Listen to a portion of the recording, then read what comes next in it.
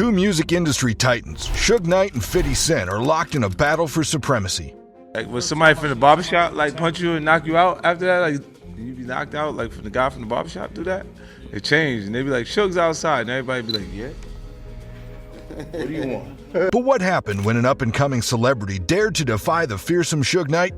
Brace yourselves as we unveil the incredible story of how 50 Cent had something that made even Suge hesitate. The disconnect between me and Jimmy created the distance between me and Jack. But that's his man. Yeah, because like you gotta understand, like when Suge was gonna kill. Welcome back, fellow music enthusiasts, to another captivating episode of our channel.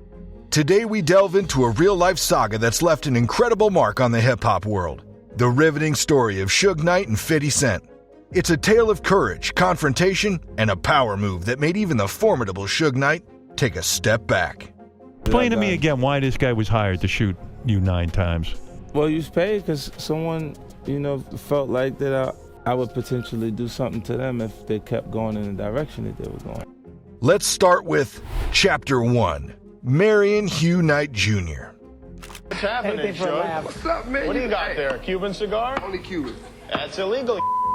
I'm on parole, right? Marion Suge Knight Jr. was born on April 19, 1965, in the vibrant and often tumultuous city of Compton, California.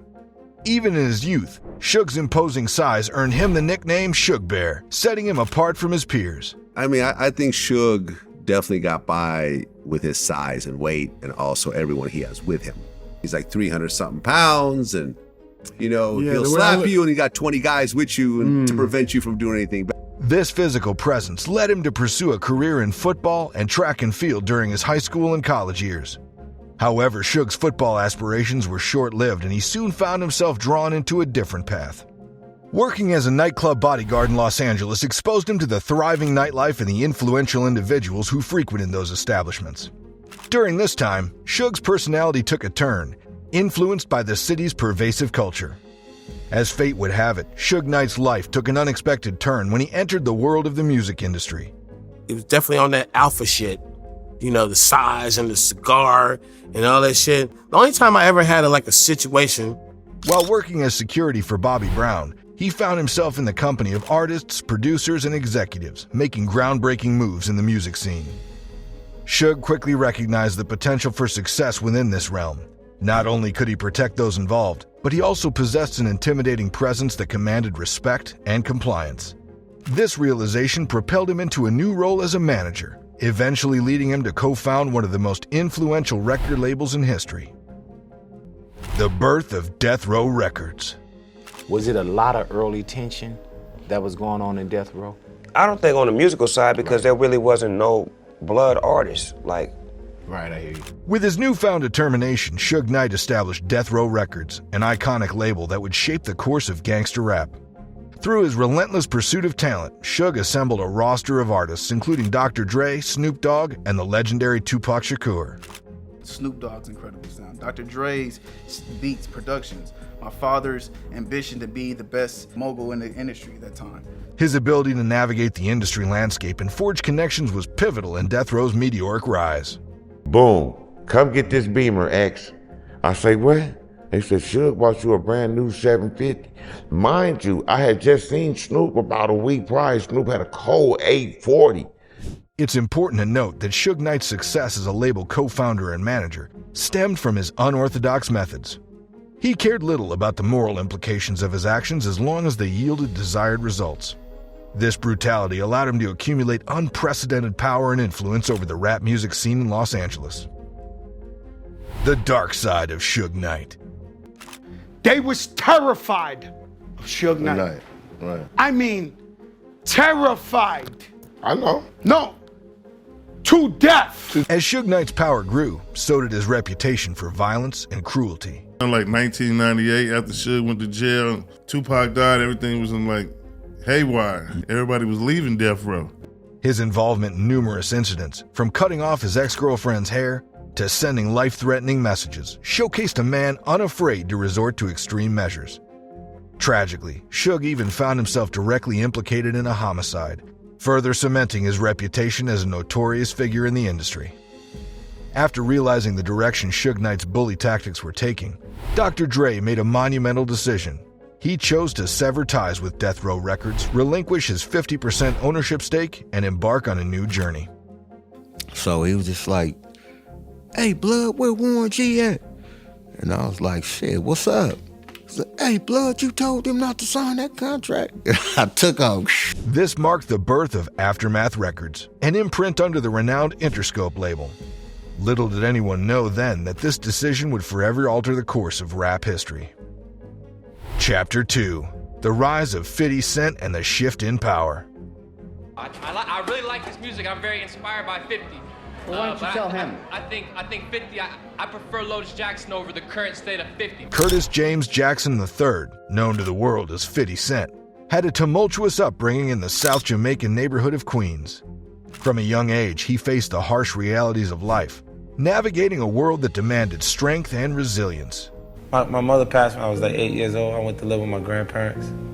And she had me when she was 15, so, back then it wasn't as common as the young girls have children at 15, a little more now than it did then.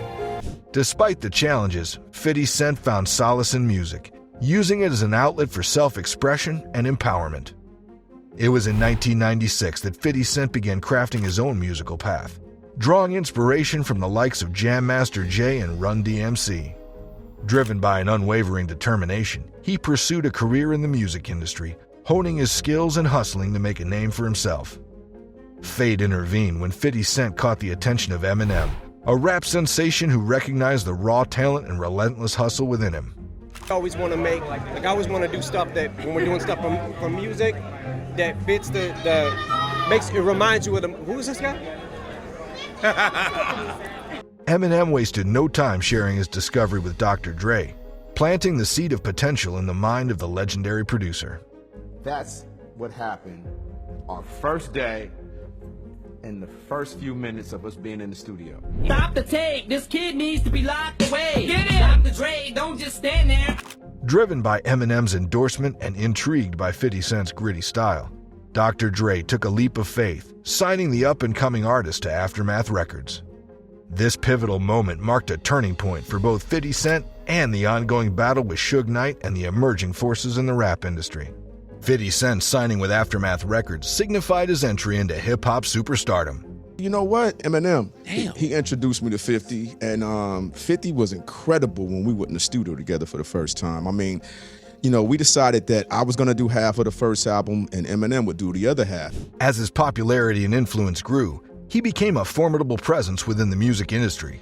This newfound success elevated 50 Cent's status, transforming him into a force to be reckoned with. The implications of this seismic power shift were not lost on Suge Knight. With Dr. Dre and Eminem backing 50 Cent, Suge faced a formidable adversary, one who refused to be intimidated by his notorious reputation. The stage was set for a clash between two heavyweight contenders.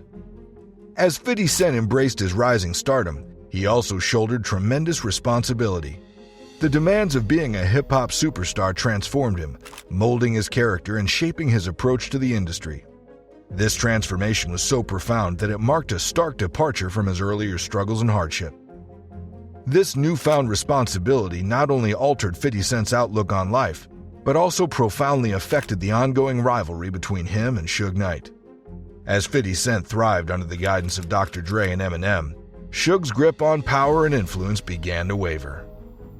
Around that time, Suge Knight had recently been released from a 5-year prison stint and was determined to rebuild his damaged record label.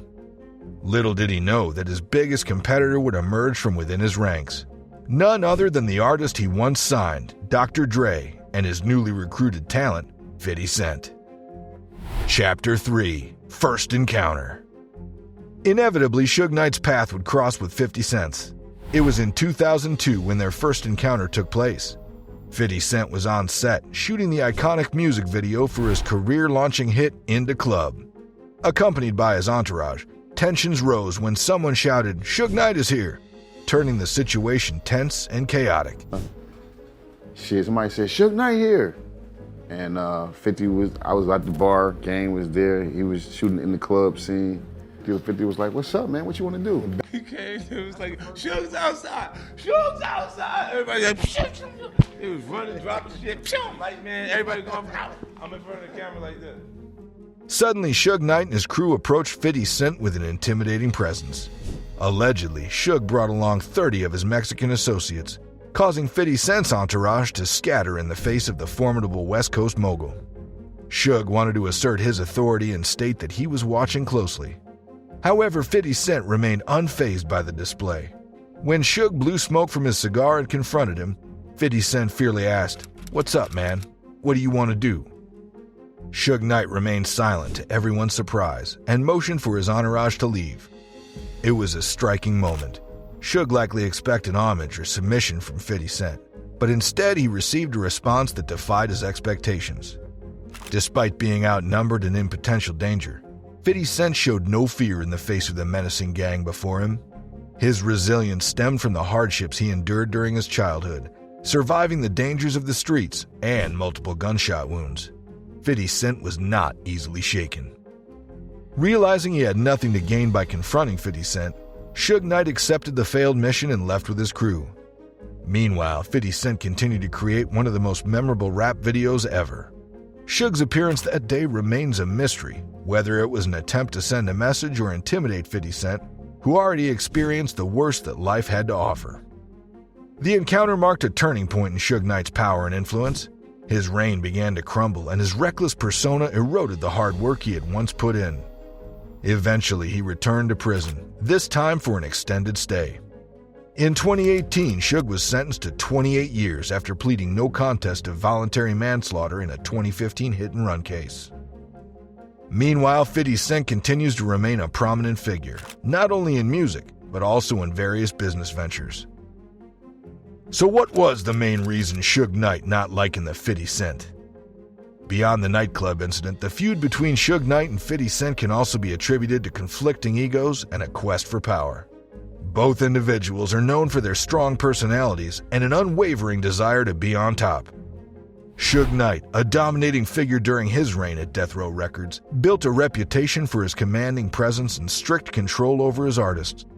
Meanwhile, 50 Cent emerged as a self-made entrepreneur, using his business acumen to establish his own empire and challenge the industry's status quo. With their respective empires at stake, the clash between Suge Knight and 50 Cent became a battle for dominance and influence. Each saw the other as threatening their reign, leading to a bitter rivalry that extended beyond personal differences. So there you have it, a glimpse into why Suge Knight and 50 Cent don't like each other. If you enjoyed this video, please remember to like, subscribe, and comment below about which celebrity you want to cover next. Till then, take care.